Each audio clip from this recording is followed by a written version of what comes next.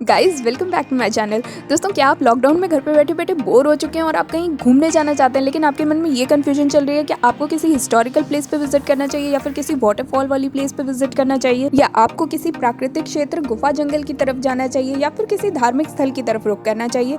तो दोस्तों, आज की इस वीडियो में मैं इसी प्रॉब्लम का सोल्यूशन लेके आई हूँ। जी हाँ दोस्तों, आप पंचमढ़ी जा सकते हैं। तो दोस्तों, पंचमढ़ी आपके लिए एक ऑल इन वन पैकेज साबित होने वाला है, क्योंकि यहाँ पे आपको ऐतिहासिक स्मारक, झरने, प्राकृतिक क्षेत्र, गुफा जंगल, धार्मिक स्थलों के साथ साथ कई अन्य दर्शनीय स्थल भी मिल जाएंगे। तो दोस्तों, एक तरह से देखा जाए तो यहाँ हर किसी के लिए कुछ ना कुछ मौजूद है। तो दोस्तों, अगर आप पंचमढ़ी जाने की प्लानिंग कर रहे हैं तो ये वीडियो बिल्कुल आपके लिए परफेक्ट होने वाली है, क्योंकि इस वीडियो में मैं आपको पंचमढ़ी विजिट से रिलेटेड सारी इन्फॉर्मेशन देने वाली हूँ, जैसे कि आपको वहाँ कैसे पहुँचना है, कहाँ रुकना है, खाने की क्या फैसिलिटीज मिलने वाली है, कहाँ कहाँ घूमना है, शॉपिंग कहाँ करनी है, कितने दिन का ट्रिप प्लान करें, कौन सा बेस्ट टाइम रहेगा विजिट करने के लिए, और इस सब के साथ साथ इस विजिट में आपका कुल खर्चा कितना आने वाला है, ये सारी इन्फॉर्मेशन मैं आपको इस वीडियो में देने वाली हूँ। तो बने रहिए हमारे साथ इस वीडियो में। और अगर आप हमारे इस चैनल पर नए हैं तो चैनल को जल्दी से सब्सक्राइब कर लीजिए। इसके साथ ही बेल आइकन को प्रेस करना बिल्कुल मत भूलिएगा, जिससे आपको हमारे आने वाले वीडियोस की नोटिफिकेशन मिलती रहे। तो चलिए दोस्तों, सबसे पहले जान लेते हैं कि आपको पंचमढ़ी पहुंचना कैसे है। तो दोस्तों, आप फ्लाइट, ट्रेन या बस में से किसी भी विकल्प का चुनाव करके पंचमढ़ी तक पहुंच सकते हैं। और दोस्तों, यहाँ पे मैं आपको बता दूं कि अगर आप फ्लाइट या ट्रेन से भी आ रहे हैं तो भी आपकी पंचमढ़ी तक की यात्रा बस से ही पूरी हो पाएगी, क्योंकि यहाँ के निकटतम एयरपोर्ट या रेलवे स्टेशन पे उतरने के बाद आपको पंचमढ़ी तक के लिए बस लेनी ही पड़ेगी।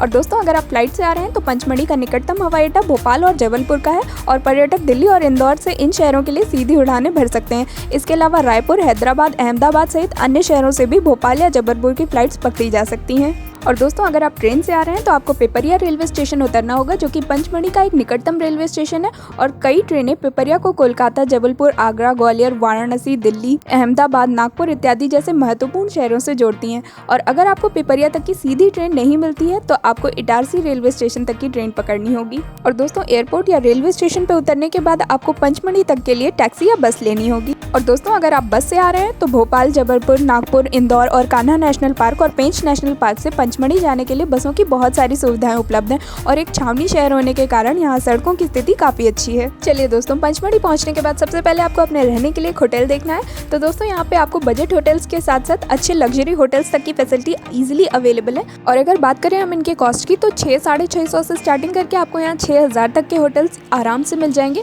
आप अपनी आवश्यकता और बजट के अनुसार अपने होटल का चयन कर सकते हैं। लेकिन दोस्तों, यहाँ पे मैं आपको बता दूं कि पंचमढ़ी में अभी आपको ओयो की फैसिलिटीज अवेलेबल नहीं है।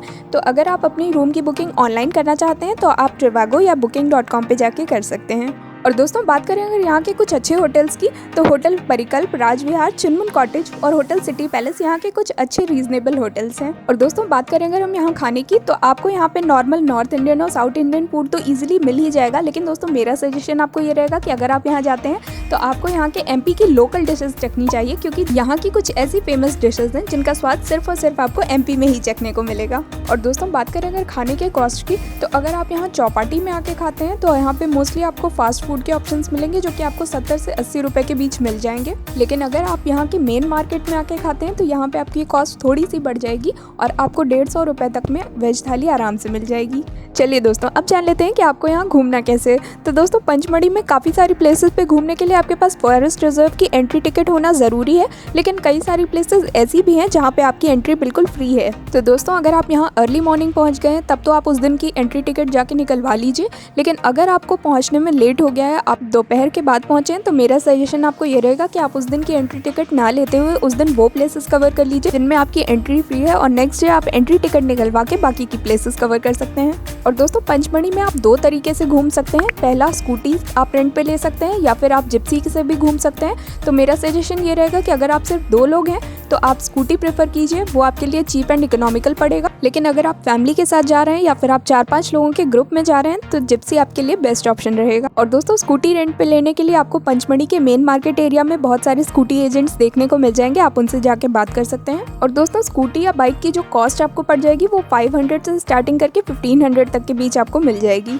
और दोस्तों, अगर आप जिप्सी से घूमना चाहते हैं तो जहाँ से आप अपने फॉरेस्ट रिजर्व का एंट्री टिकट बनवाएंगे वहीं से आपको जिप्सी अवेलेबल हो जाएगी। इसके लिए आपको बाइसम लॉज जाना होगा। और दोस्तों बाइसम लॉज जाके आपको अपना फॉरेस्ट रिजर्व का एंट्री टिकट निकलवाना होगा। और दोस्तों अगर आप स्कूटी से घूमने वाले हैं तो आपके 200 रुपये का एंट्री टिकट बनेगा और 50 रुपीज़ एडिशनल आपसे लिए जाएंगे स्कूटी के सैनिटाइजेशन के लिए और आपकी स्कूटी को सैनिटाइज किया जाएगा। और दोस्तों इस 200 के एंट्री टिकट से आप 39 प्लेसेस तक कवर कर सकते हैं, जिनके टाइमिंग एंड ऑल आपको इसी एंट्री टिकट पे देखने को मिल जाएंगे। और अगर दोस्तों आप जिप्सी से घूमने का प्लान बना रहे हैं तो आपका 900 का एंट्री टिकट पड़ेगा, जिसमें गाइड भी आपका इंक्लूडेड होगा और गाइड लेना यहाँ कंपलसरी है। चलिए दोस्तों अब जान लेते हैं कि आपको घूमना कहाँ कहाँ है। तो दोस्तों सबसे पहले आप जा सकते हैं बी फॉल। और दोस्तों ये एक प्राकृतिक झरना है जहाँ के आसपास के शांत और हरे भरे पहाड़ों की सुंदरता आपको काफ़ी अच्छी लगने वाली है। और दोस्तों ये प्राकृतिक झरना आपको नीचे की घाटी में जाके मिलने वाला है। और अगर आप स्कूटी से घूम रहे हैं तो स्कूटी की पार्किंग आपको काफ़ी पहले ही करनी पड़ेगी और लगभग 1.5 से 2 किलोमीटर पैदल चलकर आपको झरने तक पहुँचना होगा। और दोस्तों इसके बाद आप जा सकते हैं जटाशंकर मंदिर। दोस्तों ये मंदिर एक प्राचीन गुफा के अंदर स्थित है और ऐसा कहा जाता है भगवान शिव ने राक्षस भस्मासुर से खुद को बचाने के लिए इन गुफाओं में शरण ली थी। और दोस्तों इन गुफाओं का आकार आपको शेषनाग के जैसा देखने को मिलेगा। और दोस्तों इसके बाद आप पंचमढ़ी में जा सकते हैं पांडव गुफा। और पौराणिक कथाओं के अनुसार जब पांडव निर्वासित हुए थे तो ऐसा कहा जाता है कि उन्होंने इन गुफाओं में आश्रय लिया था और पंचमढ़ी का नाम इन्हीं गुफाओं के कारण पड़ा है। और इसके बाद दोस्तों अगर आप ट्रैकिंग, फोटोग्राफी या सेल्फी का शौक रखते हैं तो आपको जाना चाहिए धूपगढ़। दोस्तों धूपगढ़ एक पहाड़ की चोटी है और आप यहाँ से सनराइज और सनसेट का मजा भी ले सकते हैं। और दोस्तों अगर आप कुछ देर शांत वातावरण में प्रकृति के बीच रह के खूबसूरत नज़ारों का मजा लेना चाहते हैं तो आप जा सकते हैं हांडी खो। दोस्तों हांडी खो यहाँ की सबसे खूबसूरत घाटियों में से एक है और ये ज़मीन से 300 फीट की ऊंचाई पर स्थित है और ये जगह घने जंगलों से ढकी हुई है।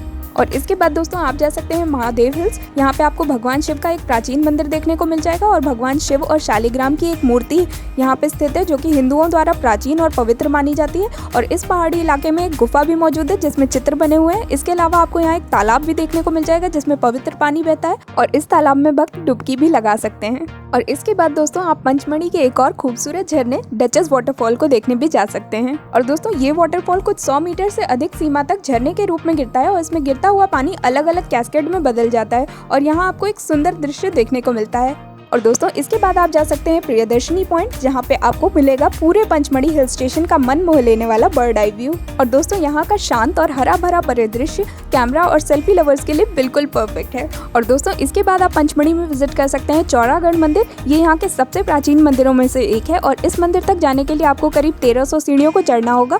और मंदिर के अंदर आपको हजारों त्रिशूल देखने को मिल जाएंगे क्योंकि यहाँ ऐसी मान्यता है कि यहाँ त्रिशूल चढ़ाने से आपकी मनोकामना जल्दी पूरी होती है। और दोस्तों ये मंदिर घाटियों और जंगलों से घिरा हुआ है, तो जब आप सुबह सुबह इस मंदिर में दर्शन के लिए जाते हैं तो आपको यहाँ की हरी भरी घाटियों के बीच सूर्योदय का एक लुभावना दृश्य देखने को मिलता है। और दोस्तों अगर आप जिप्सी से घूम रहे हैं तो आप यहाँ के सतपुड़ा नेशनल पार्क भी जा सकते हैं। लेकिन दोस्तों अगर आप स्कूटी से घूम रहे हैं तो आप यहाँ जाने की गलती बिल्कुल मत कीजिएगा क्योंकि ये एक टाइगर रिजर्व है और इसके अलावा यहाँ और भी बहुत सारे जंगली जानवर घूमते रहते हैं। तो आप यहाँ स्कूटी से ट्रेवल करने की गलती बिल्कुल मत कीजिएगा, ये आपके लिए काफ़ी रिस्की होगा। और दोस्तों अगर आप नवंबर और दिसंबर के टाइम पे इस राष्ट्रीय उद्यान में आते हैं तो आपको यहाँ पे बाकी जानवरों के साथ साथ प्रवासी पक्षियों को भी देखने का मौका मिल जाएगा। चलिए दोस्तों अब आ जाता है सबसे बड़ा सवाल कि आपको पंचमढ़ी के लिए कितने दिन का ट्रिप प्लान करना चाहिए और कौन सा बेस्ट टाइम रहेगा यहाँ विजिट करने के लिए।